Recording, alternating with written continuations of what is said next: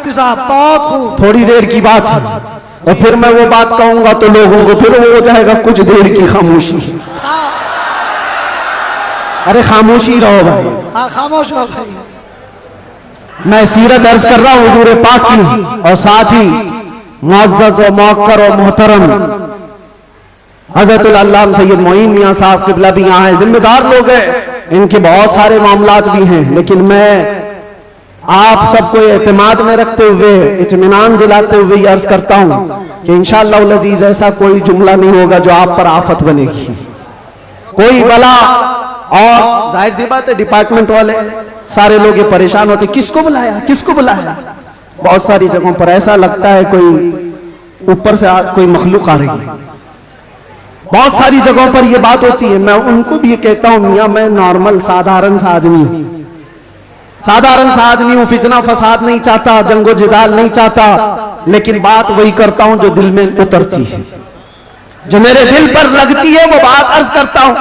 और अगर ये जुर्म है तो फिर मैं ये कहूंगा कि इश्क अगर जुर्म है तो फांसी की सजा दी जाए, इश्क अगर जुर्म है तो फांसी की सजा दी जाए, दरे महबूब पे लेकिन ये सजा दी जाए। क्या कहने, क्या कहने, हम ये कहेंगे नारे तकबीर, नारे रिसालत, आलमी यौम दुरूद, रज़ा बेदमी। और नबी आखिर ज़मां सल्लल्लाहु तआला अलैहि वसल्लम 6 हिजरी को मदीने तैयबा से 1400 सहाबा को लेकर मक्का जा रहे थे, रास्ता रोक दिया, कहा उम्रा करने नहीं देंगे, जंग करने पर आ गए थे, लेकिन मेरे आका ने सुलह फरमाई। सहाबा कहते रहे कि हम सुलह नहीं करेंगे, इनसे जंग करेंगे, लेकिन अल्लाह के नबी फरमाते हैं मेरी निगाहें जो देख रही वो तुम्हारी निगाहें नहीं देख रही है। हुजूर ने सुलह फरमाया, 6 हिजरी को वापस आ गए, एहराम खोल लिया, रास्ते में हुदैबिया के मकाम पर मदीने तशरीफ लाए। ये सुलह मक्का वालों से टिक न पाई 1 साल से ज्यादा, और मुआहिदा टूट गया। दूसरे साल मेरे आका सल्लल्लाहु अलैहि वसल्लम 10,000 सहाबा के साथ मक्का तशरीफ लाए। अब कोई जंगो जिदाल नहीं, कत्लो किताल नहीं, लड़ने वालों में ताकत भी नहीं, कोई जमा होने को तैयार भी नहीं, सब बिखर चुके थे। और 10,000 सहाबा इस शान के साथ आए थे कि आवाजें गूंज रही थी, और फिर वो पहली अजान मस्जिद हरम में गूंजने लगी बिलाल हबशी की आवाज से। मक्का पाक किया गया, ताहिर किया गया, साफ किया गया, और फिर हुजूर पाक सल्लल्लाहु तआला अलैहि वसल्लम ने, बताता हूँ एक बात, ये मुझे बात बहुत अच्छी लगती है इसलिए अर्ज कर रहा हूँ। मैं जो कहता हूँ ना कुछ देर की खामोशी, वो इसीलिए कहता हूँ। हुजूर पाक सल्लल्लाहु अलैहि वसल्लम हिजरत करने से पहले एक बार खाने काबा के पास आए थे, और हुजूर को खाने काबा के अंदर जाना था, और दरवाजे की चाबी उस्मान बिन शैबा के पास थी। उस्मान गनी नहीं, ये उस्मान बिन शैबा दूसरे, उनके पास चाबी रहती थी, वो ईमान लाए हुए नहीं थे। हुजूर ने कहा चाबी दो, मुझे अंदर जाना है। कहा तुमको दूं, तुम दीन छोड़े हुए आदमी, हमारे आबा व अजदाद का दीन छोड़े हुए हो, तुमको चाबी हरगिज नहीं दूंगा। चाबी नहीं दिया, न दरवाजा खोलने दिया। हुजूर ने फरमाया उस्मान याद रखो, याद रखो, एक दिन ये चाबी मेरे हाथ में होगी, मैं जिसे चाहूंगा अता करूंगा। सुभान अल्लाह। इसी को हम कहते हैं कुछ देर की खामोशी है, सब्र करो, इंतजार करो, आज तुम्हारा गलबा है, चाबी तुम्हारे पास, तुम जिसे चाहो रोक लोगे। हुजूर ने फरमाया एक दिन मेरे हाथ में होगी। और उस्मान बिन शैबा कहते मैं उस वक्त इनकी बात को ऐसी ही समझा, उड़ती उड़ती बात, ये ऐसी एक बोलने वाली बात है, तमतराक में कही गई बात है, लेकिन कहते घर गया तो मुझे टेंशन भी होने लगा, मोहम्मद ने अब तक झूठ तो नहीं कहा, अगर कहा है तो कहीं ये बात सच न हो जाए। लेकिन वो कहते मेरा ये डर उस वक्त खत्म हो गया जब मोहम्मद सल्लल्लाहु अलैहि वसल्लम मक्का छोड़कर हिजरत करके चले गए मदीने। वो कहते हैं जो अपना घर भी नहीं बचा पाए, अपना वतन नहीं बचा पाए, वो कहां से मेरे हाथ से चाबी छीन पाएंगे, सब कुछ तो इनका खत्म हो गया, जा चुके। लेकिन उन्हें पता नहीं था सिर्फ 6 साल के बाद वापस वो रसूल तशरीफ ला गया। 7वीं हिजरी थी, 10,000 सहाबा के साथ जब नबी पाक सल्लल्लाहु अलैहि वसल्लम मक्का में तशरीफ लाए, मक्का में जब तशरीफ लाए तो अल्लाह के नबी सल्लल्लाहु अलैहि वसल्लम ये सहाबा के हुजूम के साथ जब आए, खाना काबा के पास गए हैं, और जो कैदी थे जो पकड़े गए थे उस वक्त, वो सब तो इसी तरह सर झुकाए आए हुए थे। ये सोच रहे थे आज तो पूरा बदला लिया जाएगा, बदर का भी, ओहद का भी, खंदक का भी, सारी जंगों में जितना ये नाचे थे सबका बदला ले लिया जाएगा। सब हाजिर थे। हुजूर पाक ऊपर चढ़ते हैं एक टीले पर, कहते हैं उस्मान बिन शैबा कहाँ है? आए, चाबी लेके ही आए। कहा लाओ चाबी। हुजूर के हाथ में चाबी दे दिया। क्या कहने, क्या जो मेरे मुस्तफा की जुबान से निकला है वो होकर रहेगा। सुभान अल्लाह, सुभान अल्लाह। अल्लाह के नबी ने फरमाया, हदीस सुना रहा हूं, अल्लाह के नबी ने फरमाया इस रुए जमीन पर एक दिन ऐसा आएगा कि पूरे खित्ते पर एक भी आदमी ऐसा ना होगा जो ला इलाहा इल्लल्लाह ना बोलता हो। सुभान अल्लाह, सुभान अल्लाह, सुभान हर इंसान ये दीन गालिब आकर रहेगा। ये उसी रसूल ने फरमाया। हाँ, ये मत पूछो अभी क्यों नहीं हो रहा, कल क्यों नहीं हो रहा, परसों क्यों नहीं हो रहा, हालात है कुछ देर। उसके बाद मेरे नबी ने जो फरमाया है वो होकर रहेगा। चाबी ली और उसके बाद दरवाजा खोला।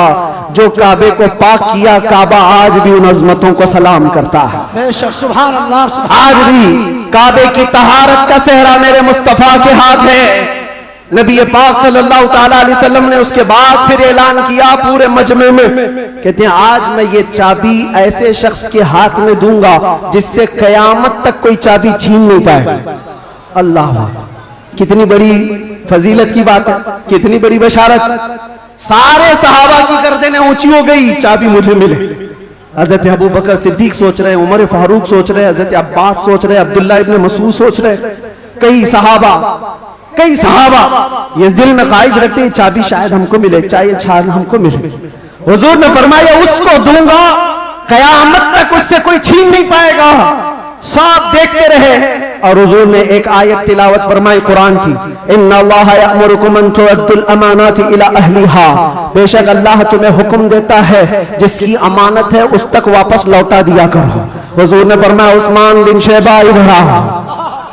क्या कहने, वो अचंभे में रह गए, कहा ख्वाबो ख्याल में भी नहीं था कि हम तो दुश्मनों में हैं, मुकाबला किए हुए लोग हैं, आज ये गालिब लोग हैं। लेकिन हुजूर रहमतुल लिल आलमीन थे। सुभान अल्लाह, सुभान अल्लाह। बुलाया, कहा उस्मान बिन शैबा, कहा ये चाबी लो और इस चाबी को कयामत तक अब तुमसे कोई छीन नहीं पाएगा।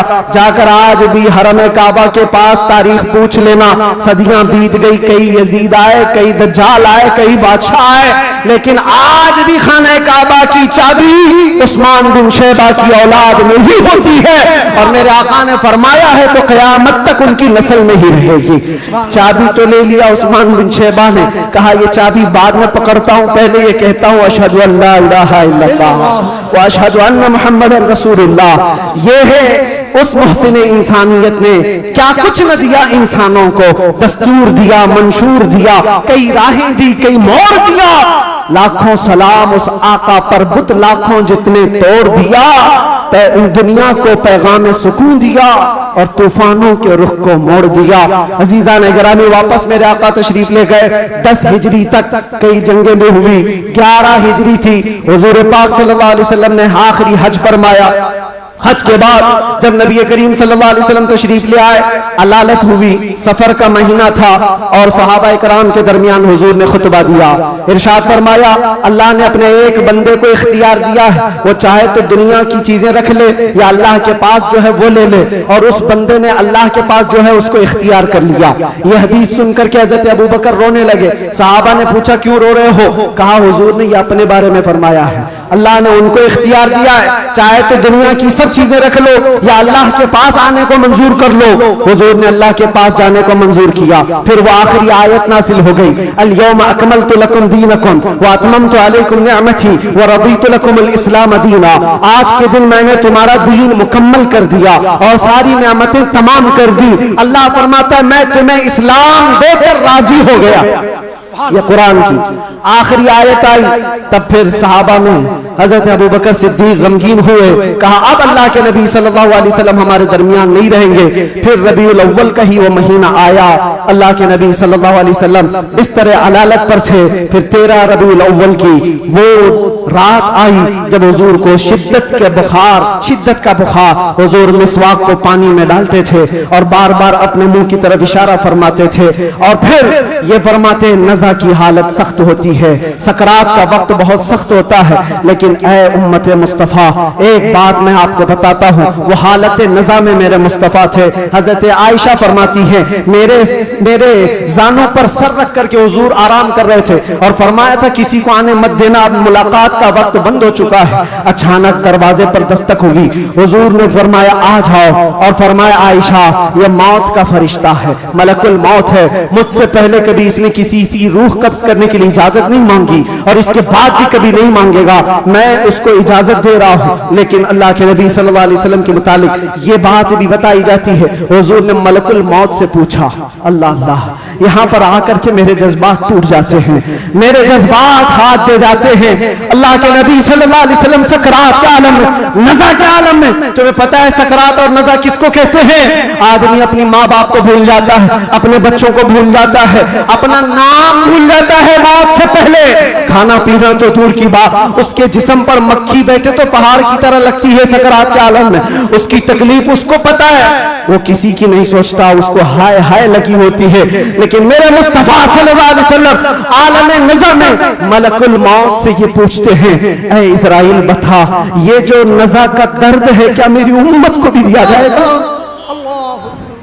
क्या मेरी उम्मत भी इस दर्द से गुजरेगी?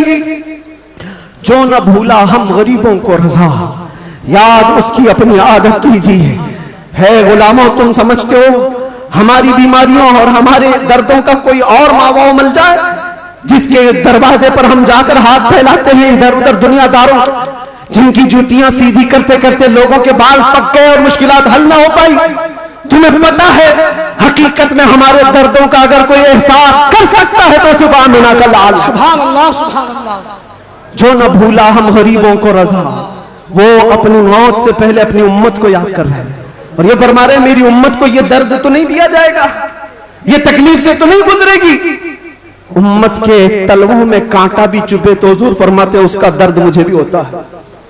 ऐ नौजवान, आज जिस तरह की जिंदगी तुमने गुजारनी शुरू की, यहाँ पर आकर मैं अपनी गुफ्तगू समेट रहा हूँ। मैंने मुख्तसरन पूरे हुजूर की सीरत बयान की। विलादत से लेकर ये वफात का दिन है, हजरत बीबी फातिमा आई, हुजूर उनके कान में कुछ कहे, वो रोने लग गई, फिर एक कान में कहा, वो मुस्कुराने लगी। बाद में उन्होंने बताया हजरत आयशा से कि बाबा ने मुझे ये कहा था कान में, फातिमा मैं अब जा रहा हूँ दुनिया से। मैं रो पड़ी। उसके बाद मेरे दूसरे कान में कहा, फातिमा मेरे खानदान में सबसे पहले तुम आकर के मिलोगी, मेरे बाद तुम्हारी मौत होगी। वो मौत का खौफ हर एक पर होता है, लेकिन बीबी फातिमा कहती ये सुनकर मैं हंस पड़ी कि है शबे गोर भी उसी गुल से मुलाकात की रात। हुजूर पाक सल्लल्लाहु अलैहि वसल्लम हजरत आयशा सिद्दीका के जानों पर सर रखकर आराम कर रहे थे। बात करते करते अचानक जुबान बंद हो गई। हजरत आयशा कहती है मेरा सीना भारी भारी सा लगा, मुझे अंदाजा नहीं था किसी की मौत इस तरह होती है, मैंने रूह निकलते किसी को देखा नहीं था। अल्लाह के नबी सल्लल्लाहु अलैहि वसल्लम इस दारे फानी से रहलत फरमा चुके थे। अचानक दरवाजे पर दस्तक हुई, अबू बकर सिद्दीक सबसे पहले दाखिल हुए। आए हुजरे में पूछा आयशा क्या है? कहा हुजूर पाक सल्लल्लाहु अलैहि वसल्लम पर बुखार शिद्दत का है। हजरत अबू बकर आए, हाथ पकड़ा और बेइख्तियार उनकी हिचकियां निकल गई, पेशानी पर बोसा दिया और कहा, ऐ अल्लाह के नबी इसके बाद अब दूसरी मौत नहीं आने वाली है और आप अपने रफीक आला के पास जा चुके थे। अल्लाह ताला ने जो आपके हिस्से में पैगाम देना रखा था वो आपने पूरा हक अदा फरमाया। अद्दैतल अमानत व नसहतल उम्मत व बल्लगतर रिसालत या रसूल अल्लाह। हजरत अबू बकर सिद्दीक की आवाज सुनकर हजरत आयशा रोने लगी। उसके बाद उन्हें एहसास हुआ कि अल्लाह के नबी अब इस दुनिया में नहीं रहे। बाहर सहाबा को हजरत अबू बकर ने जैसे ही ऐलान किया, वो गम के मारों का हाल क्या था जो नबी पाक को एक आन के लिए भी दूर बर्दाश्त नहीं कर पाते थे। वो मौत की खबर कहां सुनते हैं। हजरत उस्मान पत्थर की तरह बने हुए थे, उनको कोई काटता भी था एहसास नहीं होता। हजरत उमर फारूक अपने हाथ में तलवार लेकर मदीने वालों को कहते थे, कसम खुदा की अगर किसी ने कह दिया मेरे नबी का इंतकाल हुआ मैं उसकी गर्दन मार दूंगा। मेरे नबी का इंतकाल नहीं हुआ, अपने रब से मिलने गए, वापस आने वाले हैं। ये शिद्दत मोहब्बत के अल्फाज थे। सहाबा बेचैन थे, बेकरार थे, लेकिन हिकमत मौला यही थी, मौत तो आनी है, हर एक को आनी है, कज़ा तो आनी है, अंबिया को फकत इतनी कि आनी है। अजल तो आनी है, एक आन के लिए है। नबी पाक सल्लल्लाहु ताला अलैहि वसल्लम को सहाबा ने गमों के पहाड़ के साथ तदफीन फरमाया और इस उम्मत का बेड़ा लेकर चलने वाले सिद्दीक़ अकबर थे, मिशन को उठाया और हम तक ये जो दीन पहुंचा सहाबा की वो मेहनत कश, वो जिंदगी पाक इस्तक़लाल के साथ मुसीबतों से लड़ते हुए, तकलीफों से नबुर्दाज़मा होते हुए दीन यहां तक पहुंचा दिया।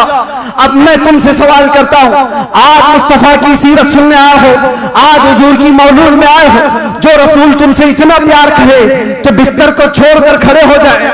आयशा फरमाती है बिजली कड़कती थी तो हुजूर बाहर निकल जाते, अबर छाता तो हुजूर घर से बाहर चले जाते और ये कहते मुझे अंदेशा होता है कहीं ये बिजली मेरी उम्मत पर अजाब ना हो जाए, ये अबर कहीं मेरी उम्मत पर अजाब बनकर तारी ना हो जाए। हुजूर इस्तिग़फ़ार करते करते सुबह कर जाते थे, नमाजों के लिए खड़े होते। आयशा कहती आप मासूम हैं, सैयदुल मासूमीन हैं, आप क्यों इतनी इबादत करते हैं? मेरे आका फरमाते मेरी उम्मत के लिए करता हूं, मेरी उम्मत बेखबर है, वो मुझे नहीं पहचानती। अल्लाह के नबी सल्लल्लाहु अलैहि वसल्लम को कब्र अनवर में रखा गया।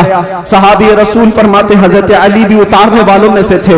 लब हुजूर के कब्र में भी हिल रहे थे, कान लगा करके सुना तो ये अल्फाज थे रब्बिग़फ़िर ली उम्मती फ़इन्नहुम ला यअलमून, ऐ मेरे रब मेरी उम्मत की बख्शिश फरमा, इसलिए कि वो नहीं जानती। जो न भूला हम गरीबों को रजा, याद उसकी अपनी आदत कीजिए। नौजवान आज फिर मैं तुम्हारे अखलाक को किरदार से सवाल करता हूँ। उस रसूल के मानने वाले हो जिस रसूल ने तुम्हें किसी जगह फरामोश नहीं किया, दुआओं में, मेराज के सफर में, कब्र में, अपने बिस्तर में, अपनी जलवतगाह में, अपने खलवतगाह में, हर जगह जंगों में तुम्हारे लिए, जो पेट पर पत्थर बांधे तुम्हारे लिए, तलवारें उठाई तुम्हारे लिए, दंदाले मुबारक शहीद करवाए तुम्हारे लिए, अमीर हमजा का चबाया हुआ कलेजा देखा तुम्हारे लिए, हसनैन करीमैन के जो खानदान के टुकड़े टुकड़े हुए रसूलुल्लाह के घराने के, किसके लिए? इस उम्मत के लिए पैगाम इस्लाम पहुंच जाए, पैगाम दीन पूरी कायनात में पहुंच जाए। मगर अफसोस इस बात का होता है इस नौजवान को देखकर, जब शराब की बोतल उठाता है,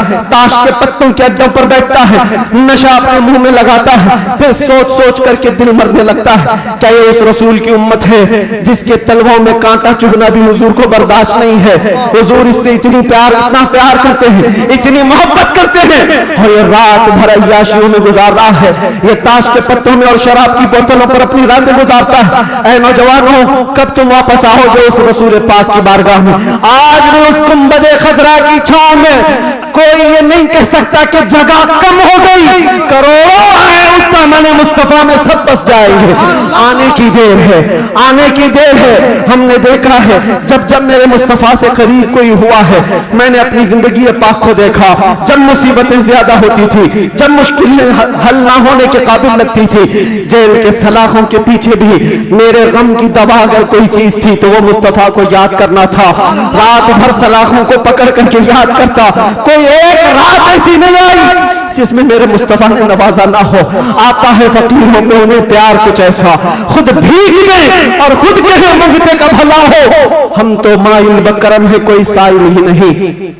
यहाँ हालात ये है, उन बच्चियों को देखो जिनके दुपट्टे हट गए, जिनके चेहरे बेनकाब हैं, आज बाजारों की जीनतों बने हुए हैं, अय्याशियों की जीनत तुम्हें बनाया गया। तुम्हारे मोहल्लों में नशा बिकता, तुम नशा करते हो, तुम नशा के डीलर हो। क्यों दुनिया में ये नाम अपना बनाया? कुरान में तो तुमको अल्लाह ने खैर उम्मत कहा, मेरे नबी की उम्मत है, मेरे नबी की उम्मत है, बख्शिश का सहरा तुम्हारे सर पर है, तुम्हें उम्मत वसत कहा गया है। नौजवानों उठो, वरना हश्र न होगा फिर कभी, दौड़ो के जमाना चाल अपनी चल गया। एक इलाज तुम्हें दे जाता हूं, आज यौम दुरूद के तौर पर मनाया जा रहा। मैं तो सोच करके आया था कि दुरूद पाक पर कुछ बोलूं, लेकिन मेरे नबी की जिंदगी को शुरू किया जो खत्म कभी नहीं होने वाली है। दुरूद पर सिर्फ इतना कहूंगा, अल्लाह के नबी सल्लल्लाहु अलैहि वसल्लम ने फरमाया, अब्दुल्ला इब्न अब्बास की रिवायत है और अल-मुअज्जमुल औसत तबरानी में यह रिवायत मौजूद है। अल्लाह के नबी फरमाते हैं, जो जुमा की रात को 2 रकात नमाज अदा किया और 1000 बार दुरूद पढ़ा, अगले जुमा से पहले मैं उसे अपनी जियारत का शरफ अता करूंगा। सुभान अल्लाह, सुभान अल्लाह। ये दुरूदों के जरिए से तुम अपनी जिंदगी पाक, जिंदगी को बदल सकते हो। उठो, अपने जुबान पर चर्चे ले आओ, इसलिए कि जो बंदा जिससे मोहब्बत करता है उसका चर्चा ज्यादा करता है। जो चर्चा ज्यादा करेगा।